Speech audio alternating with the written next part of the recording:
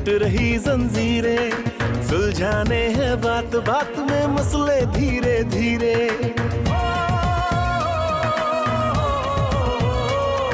ख्यालों की बस्ती है, टूट रही जंजीरें, सुलझाने हैं बात बात में मसले धीरे धीरे। जुदा जुदा है फितरत सबकी, अलग अलग है चाल, फिर भी सारे एक रंग है, बनती नई मिसाल। नुक्कड़ नुक्कड़ नुक्कड़ नुक्कड़ नुक्कड़ एक चौपाल, नुक्कड़ नुक्कड़ नुक्कड़ नुक्कड़ नुक्कड़ एक चौपाल, नुक्कड़ एक चौपाल।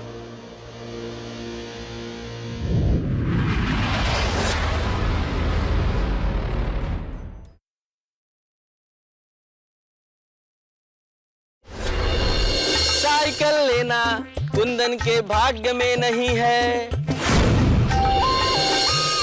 मैंने इसकी कुंडली देखी है, इसके ऊपर शनि की छाया है।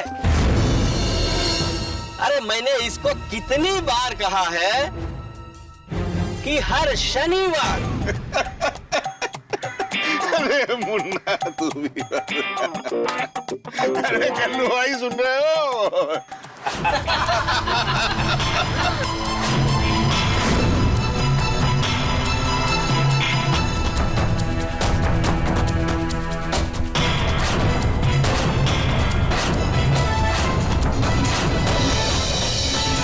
बिटिया कौन हो तुम?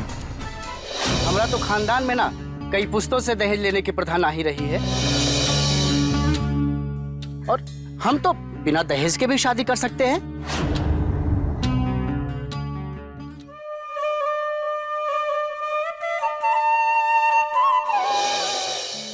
क्यों जी, हमें इस बार भी गेहूं के अच्छे दाम नहीं मिलेंगे क्या?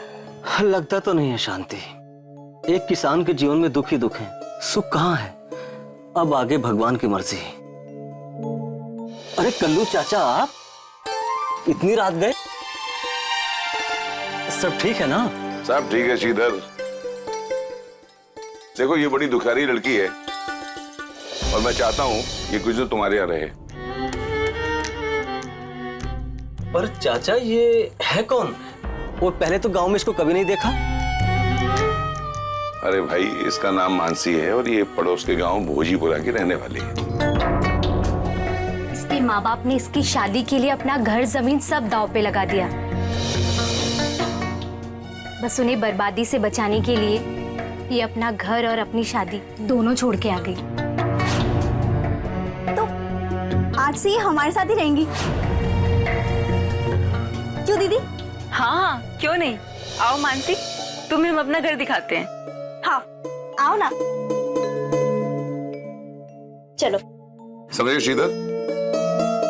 ठीक है? ठीक है चाचा। चलो, खुदा हाफिज। जय श्री कृष्णा।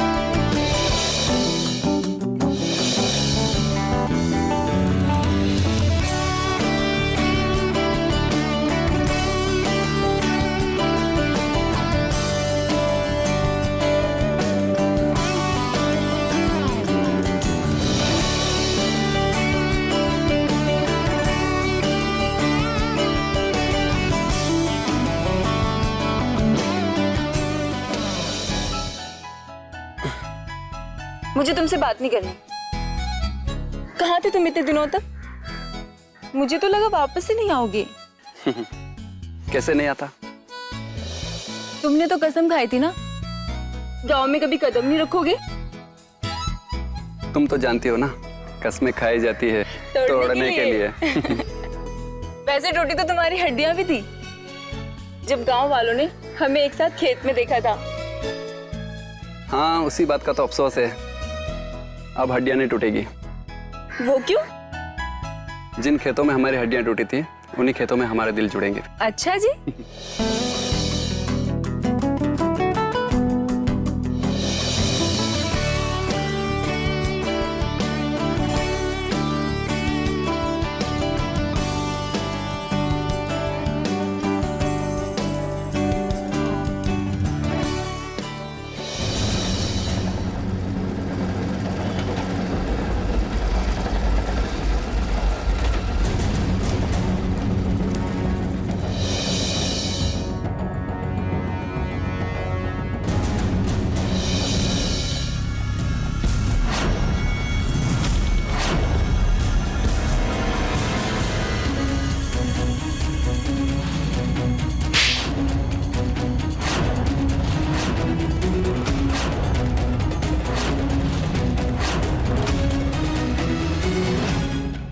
पैसा तो मैं चमड़ी बेच कर तेरा निकाल लूंगा राजा।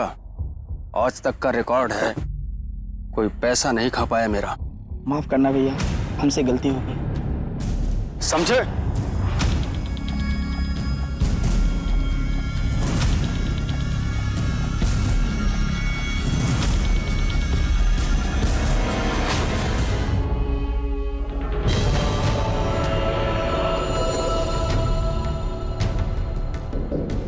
क्या रंजन, फिर मारपीट चालू कर दी?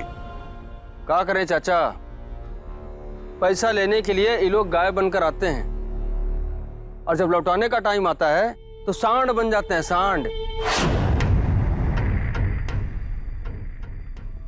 तो कुदरत का नियम है बेटा। यही लिए तो कुदरत का नियम अभी तोड़े हैं चाचा।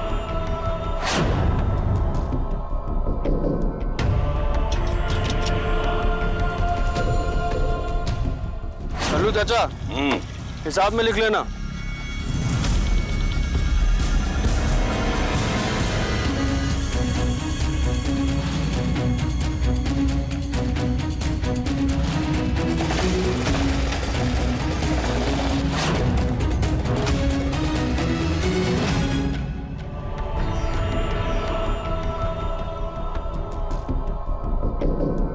बलाटली फोकटिया।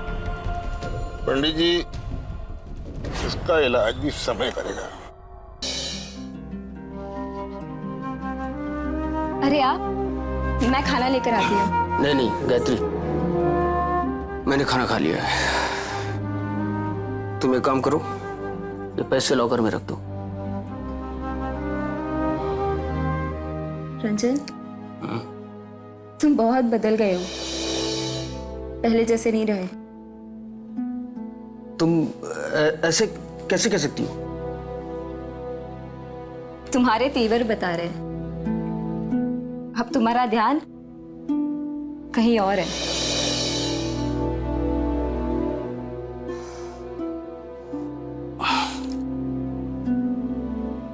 गायत्री, ऐसा नहीं है। मैं तुम्हारा था और तुम्हारा ही रहूंगा। सच? सच।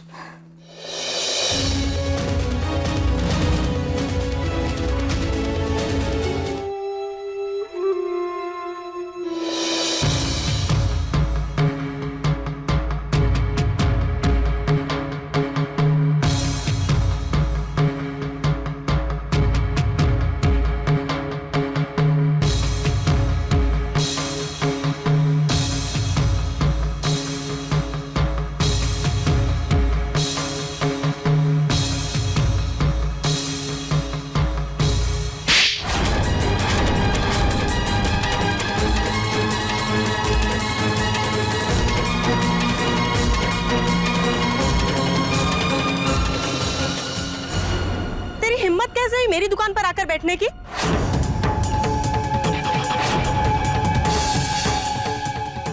आप हैं कौन? और पिछले कई दिन से दुकान पर यही बैठ रही है? नहीं चाचा, मेरा नाम आरजू है और ये दुकान मेरी है। मैंने असल में इससे कहा था कि दुकान का सारा सामान लाकर दुकान सजा दे, और जब दुकान तैयार हो जाए तो मुझे आकर खबर कर दे। मैं 2 दिन के लिए शहर क्या गई, इसने तो दुकान पर कब्जा कर लिया। लेकिन आजू बेटा, बकौल आपके, अगर ये दुकान आपकी है और थप्पड़ खाने के बाद भी इस लड़की की चुप्पी ये साबित कर रही है कि आप सही हो, तो फिर ये कौन है? इसका नाम चिक्की ही है ना? जी नहीं, इसका नाम वैशाली है।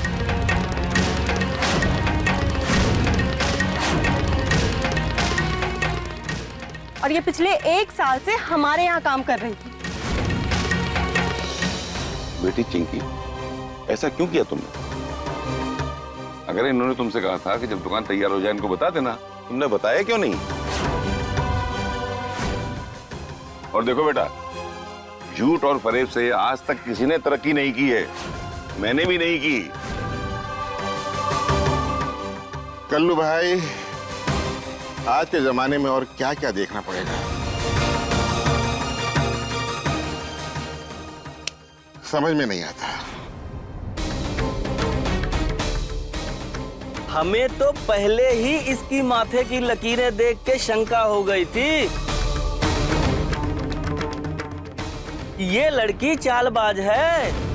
चाचा, ये तो 1 नंबर की झूठी निकली। क्या बताएं बेटा? कल्लू भाई, बस ऊपर वाला ही मालिक है अब। या मेरे खुदा,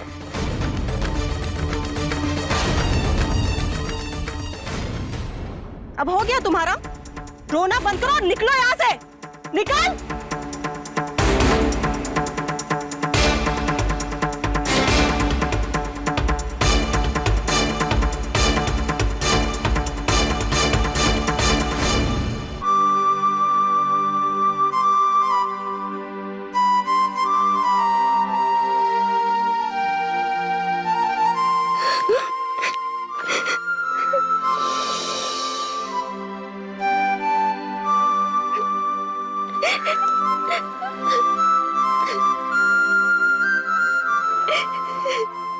क्या हुआ?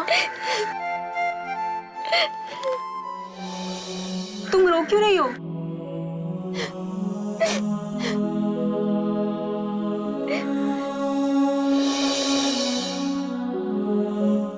अच्छा, तो ये खबर अखबार में भी छप गई। कौन सी खबर दीदी?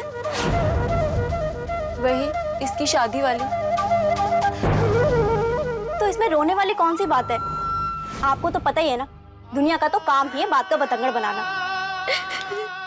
और इस बात पे ना आपको इतना उदास होने की जरूरत नहीं है।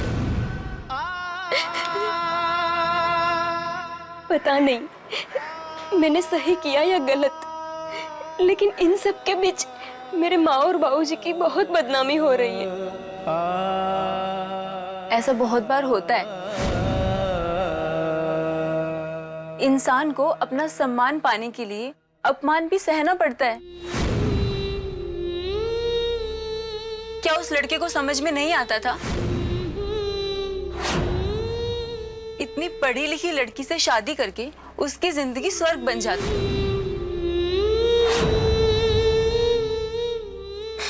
लेकिन वो है कि अपने माँ बाप के साथ दहेज के लिए मुंह फैलाए बैठा है। और वो बिल्कुल ठीक कह रही है बेटी, तुम्हें ज्यादा परेशान होने की जरूरत नहीं है। अब जो होना था सो हो गया, और तुम हमारी बेटी जैसी हो। जब तक तुम चाहो हमारे साथ रह सकती हो। और रही तुम्हारे न्याय की बात, तो हम सब तुम्हारे साथ हैं, चिंता करने की जरूरत नहीं है।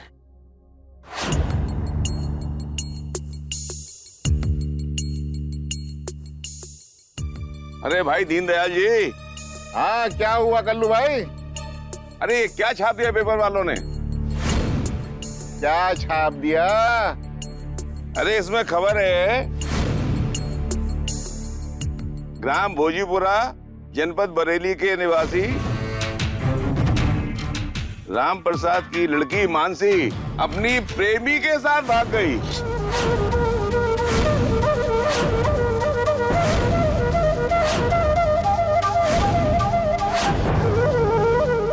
कल्लू भाई, ये खबर तो उसी लड़की के बारे में है जो उस दिन यहाँ बेहोश हो गई थी। उसी ने अपना नाम मानसी बताया था और भोजीपुरा की रहने वाली थी वो। दुरुस्त फरमा रहे हैं आप, लेकिन यार ये प्रेमी कहां से पैदा हो गया? अरे कल्लू भाई, ये तो अखबार वालों की माया है, वो ही जाने। अरे काका, देखिए ना, ये अखबार वाले कुछ भी उल्टा पुल्टा छापते रहते हैं। बेचारी भागी किस लिए और छाप दिया क्या? बताइए, इतनी अच्छी लड़की को इस अखबार ने बदनाम कर दिया। लेकिन जब लोग खबर को पढ़ेंगे तो उन्हें तो यही लगेगा ना कि लड़की गलत है। लोग तो नहीं सोचते बाकी चीजें। आप लोग चाहे कुछ भी बोलिए, लेकिन मैं तो एक बात जानती हूँ कि ये सरासर महिलाओं का अपमान हुआ। अरे कल्लू चाचा, हमें तो कुछ गड़बड़ घोटाला लगता है। हम बेटियों की जिंदगी भी क्या है ना, पैदा होने से लेकर मरने तक हम समाज की खोखली कुरीतियों पर जीते हैं। मैं तो कहती हूँ मानसी ने अच्छा करा भागकर। अरे कम से कम अपने हिसाब से वो अपनी जिंदगी तो जी पाएगी। बिल्कुल सही कह रही हो बिटिया, बिल्कुल ठीक।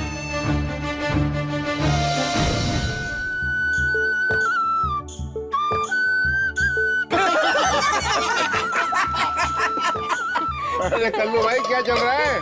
बच्चे हैं, मजाक। अरे काका, पेट में दर्द हो जाएगा। क्या जोक सुना है कल्लू काका? कहता तुझे भी ग्रेट हो।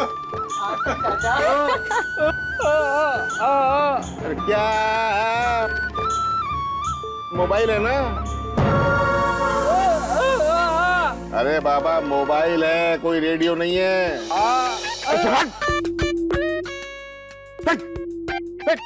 क्या बीमारी भेज दी कल्लू भाई? ये नया गूंगा कहाँ से आ गया गांव में? अरे ये गूंगा नहीं है, ये तो हमको कोई नया नमूना लगता है। हेलो, गूंगा है, उसकी बात समझने की कोशिश करो।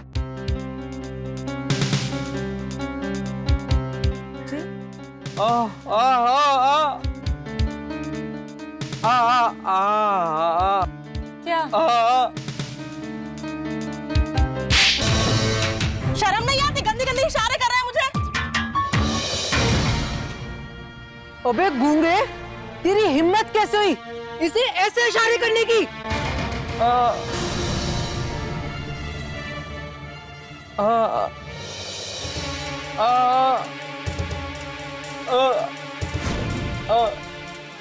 अरे काका, ये तो मानसी है।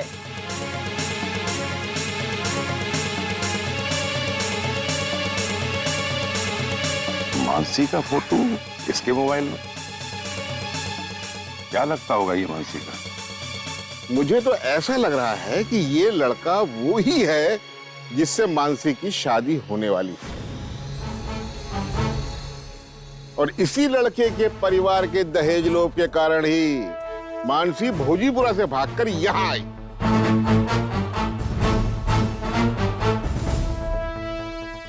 ये है वो जो दहेज मांग रहा था? पर ये तो गूंगा है। अब तो इसको जम के पीटना चाहिए। तुम्हारी शादी मानसी से होने वाली थी? शर्म आनी चाहिए तुमको। तुम जैसे लोगों की वजह से आज लड़कियां दहेज के आग में जल रही हैं।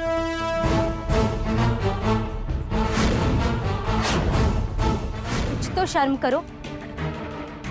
एक औरत अपना घर परिवार सब छोड़ के तुम्हारे लिए आती है और तुम एक दहेज के लिए उसे जला डालते हो।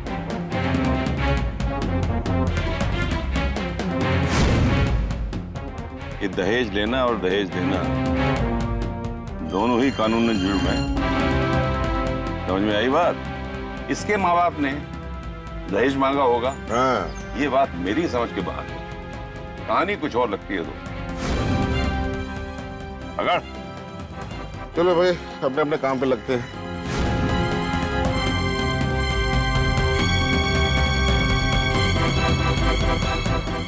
बेशरम, एक तो गूंगा, ऊपर से दहेज भी चाहिए इसे।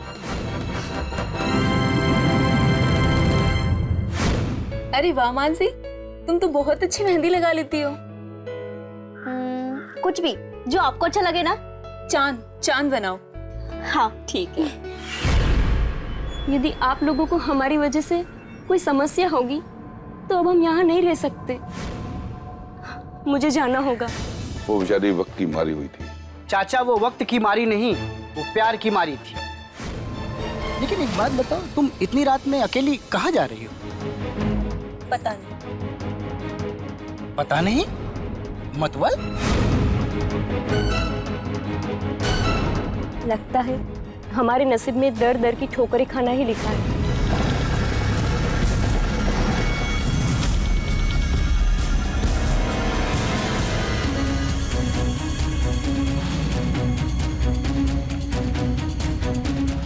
क्यों बे कुंदन?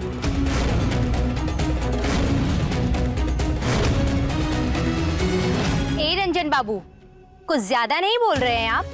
हमारी चौपाल में हमारे सामने हमारे लोगों को धमका रहे हैं। ख्यालों की बस्ती है, टूट रही जंजीरें, सुलझाने हैं बात बात में मसले धीरे धीरे। जुदा जुदा है फितरत सबकी, अलग अलग है चाल, फिर भी सारे एक रंग है, बनती नई मिसाल। नुक्कड़ नुक्कड़ नुक्कड़ नुक्कड़ नुक्कड़ एक चौपाल, नुक्कड़ नुक्कड़ नुक्कड़ नुक्कड़ नुक्कड़ एक चौपाल, नुक्कड़ नुक्कड़ नुक्कड़ नुक्कड़ नुक्कड़ एक चौपाल।